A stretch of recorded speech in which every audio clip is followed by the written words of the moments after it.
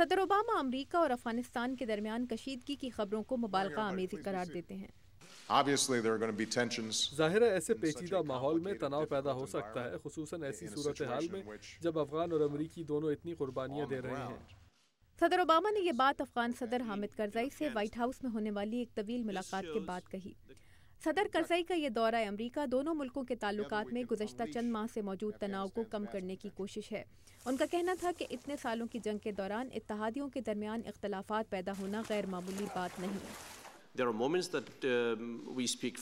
کچھ ایسے موقع بھی ہیں جب ہم ایک دوسرے سے بے تکلفی سے بات کر سکتے ہیں اور یہ بے تکلفی ہمارے تعلقات کی مضبوطی اور کامیابیوں میں اضافے کا باعث بنے گی۔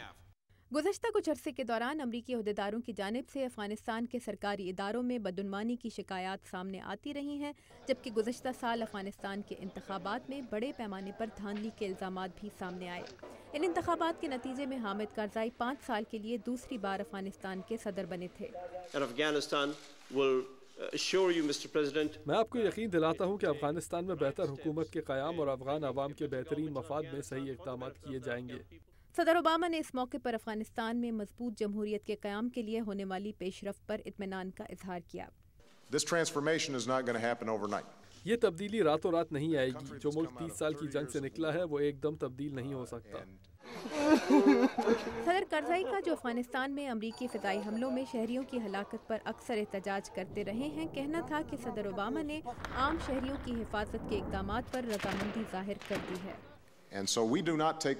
عام شہریوں کی ہلاکتیں روکنا صرف صدر کرزئی کا مسئلہ نہیں، بلکہ ہمارا اپنا مفاد بھی اسی میں ہے کہ عام شہریوں کی اموات میں کمی لائی جائے۔